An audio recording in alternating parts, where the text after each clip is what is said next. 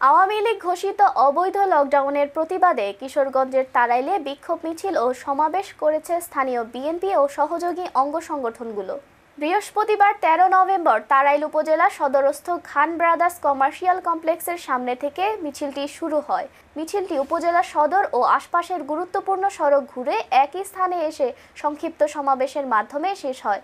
সমাবেশে প্রধান অতিথি হিসেবে বক্তব্য রাখেন তাড়াইল উপজেলা বিএনপির সাবেক সাংগঠনিক সম্পাদক শরীফুল মাহমুদ শোয়েব।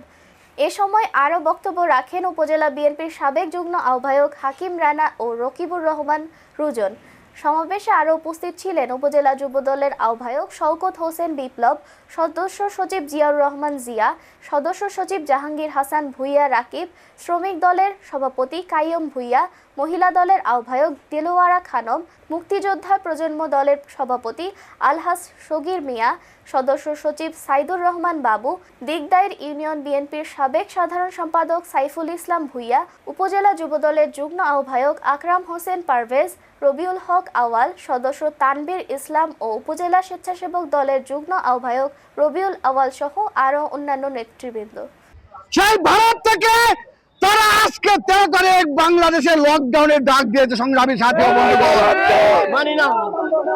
আজকে তারা ভারত থেকে এই দেশের মানুষের উপর একটি লকডাউন চাপিয়ে দেওয়ার চেষ্টা করছে।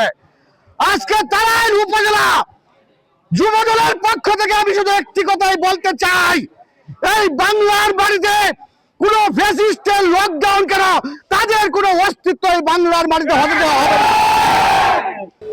আমরা দেড়তহীন কণ্ঠে এদেরকে জানিয়ে দিতে চাই, কোন দূষর ফ্যাসিস্টের জায়গা এই বাংলার মাটিতে হবে না। ততদিন পর্যন্ত বাংলাদেশ জাতীয়তাবাদী দল বিএনপির একটা কর্মী বেঁচে আছে, ততদিন পর্যন্ত এই রাজপথ থেকে তারা যাবে না।